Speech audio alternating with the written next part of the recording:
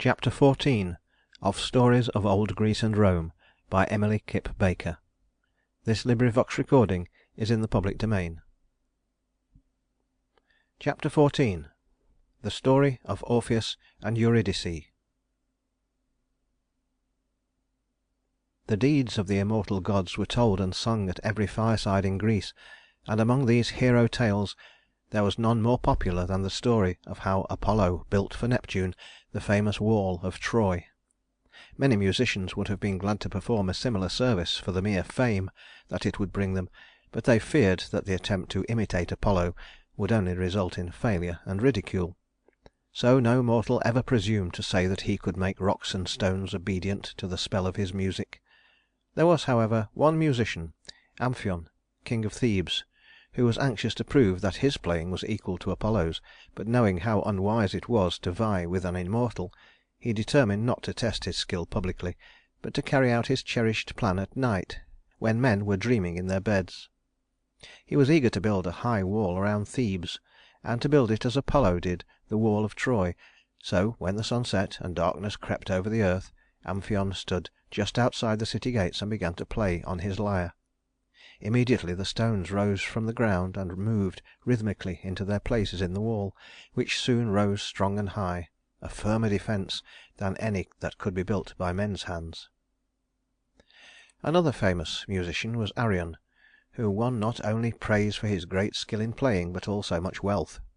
Whenever a contest was held in which a prize of money was given, Aryan was usually a competitor, and as his music was really finer than that of most players, he easily won the reward. Once he was returning from a festival in Sicily, whither many musicians had gone on account of the rich prize, and as he had come off victor, he was leaving the foreign shores well laden with gold. Unfortunately, he happened to embark on a ship owned by pirates, who had heard of his great wealth and were plotting to seize whatever part of it he had on board. As the easiest way to do this was to kill him, the pirates began to bind him with ropes that he might not be able to struggle when thrown overboard. Aryan calmly accepted his fate, but begged the brutal crew to allow him to play once upon his lyre before going to his death. To this the pirates consented, and when the wonderful music filled the air, a school of dolphins swam toward the ship and kept close beside it, charmed by Aryan's playing. Feeling sure that there was some magic in the music, the pirates hastened to throw the player and his lyre into the sea without waiting to bind him, but Aryan did not drown as they had expected, for a friendly dolphin caught him on its back and swam with him to the shore, where he landed in safety. When in the course of time Aryan died, the gods placed him, together with his lyre and the kindly dolphin, in the sky as constellations. The most famous of all musicians, except the one who played in the shining halls of Olympus, was Orpheus, son of Apollo and of the muse Calliope. When he was a mere child, his father gave him a lyre and taught him to play upon it.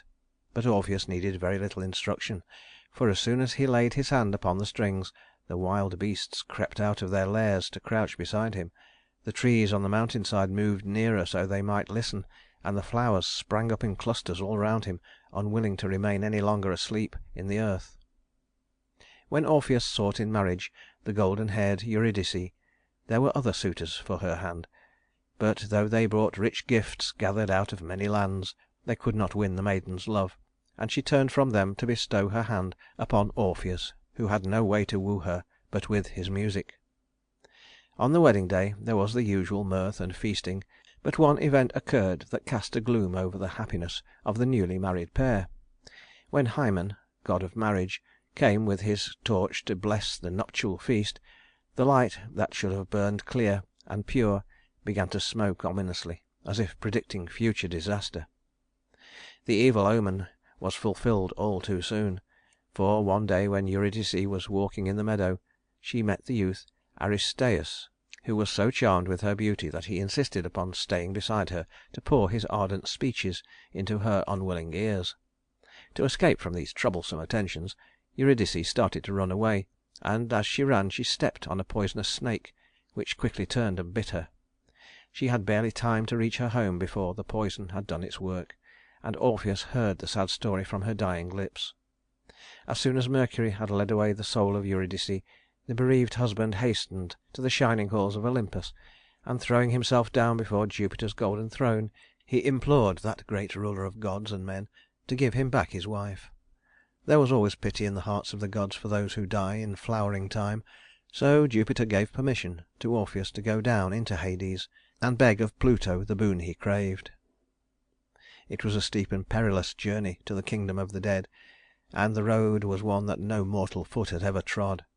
But through his love for Eurydice, Orpheus forgot the dangers of the way, and when he spoke her name the terrors of the darkness vanished. In his hand he held his lyre, and when he arrived at the gate of Hades, where the fierce three-headed dog Cerberus refused to let him pass, Orpheus stood still in the uncertain darkness and began to play. And as he played, the snarling of the dog ceased, and the noise of its harsh breathing grew faint.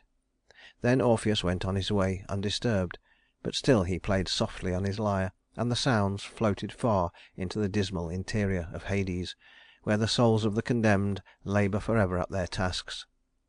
Tantalus heard the music and ceased to strive for a drop of the forbidden water. Ixion rested a moment beside his ever-revolving wheel, and Sisyphus stood listening while the rock which he must roll through all eternity fell from his wearied arms. The daughters of Danaus lay down their urns beside the sieve into which they were forever pouring water, and as the mournful wailing of Orpheus's lyre told the story of his lost love, they wept then for a sorrow not their own. So plaintive indeed was the music that all the shadowy forms that flitted endlessly by shed tears of sympathy for the player's grief, and even the cheeks of the Furies were wet. When Orpheus came before the throne of Pluto, that relentless monarch repulsed him angrily as he attempted to plead his cause, and commanded him to depart. Then the son of Apollo began to play upon his lyre, and through his music he told the story of his loss, and besought the ruler of these myriad souls to give him the single one he craved. So wonderfully did Orpheus play that the hard heart of Pluto was touched with pity, and he consented to restore Eurydice to her husband, on the condition that as they went out together from the loathed country of the dead, he should not once turn his head to look upon her. To this strange decree Orpheus gladly promised obedience. So Eurydice was summoned from among the million shadow shapes that thronged the silent halls of death. Pluto told her the condition on which her freedom was to be won, and then bade her follow her husband. During all the wearisome journey back to earth, Orpheus never forgot the promise he had made, though he often longed to give just a hurried glance at the face of Eurydice to see whether it had lost its sadness.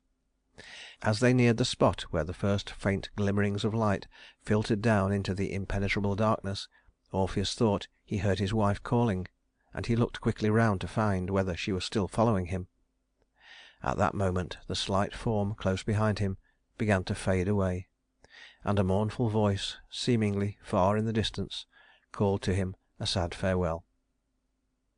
He knew that no second chance would be given him to win his wife from Pluto's hold, even if he could again charm the three-headed Cerberus, or persuade Charon the grim ferryman to take him across the river. So he went forlornly back to earth, and lived in a forest cave far from the companionship of men. At first there was only his lyre to share his solitude, but soon the forest creatures came to live beside him, and often sat listening to his music, looking exceedingly wise and sorrowful. Even in his sleepless hours, when he fancied he heard Eurydice calling, he was never quite alone, for the bat and owl and the things that love the darkness flitted about him, and he saw the glowworms creep toward him out of the night-cold grass. One day a party of Bacchantes found him seated outside his cave, playing the mournful music that told of his lost love, and they bade him change the sad notes to something gay so that they might dance. But Orpheus was too wrapped up in his sorrow to play any strain of cheerful music, and he refused to do as they asked. The Bacchantes were half maddened by their festival days of drinking, and this refusal so enraged them that they fell upon the luckless musician and tore him to pieces. Then they threw his mangled body into the river, and as the head of Orpheus drifted down the stream, his lips murmured again and again Eurydice, until the hills echoed the beloved name, and the rocks and trees and rivers repeated it in mournful chorus. Later on the Muses gathered up his remains to give them honorable burial, and it is said that over Orpheus's grave the nightingale sings more sweetly than in any other spot in Greece. Chapter 15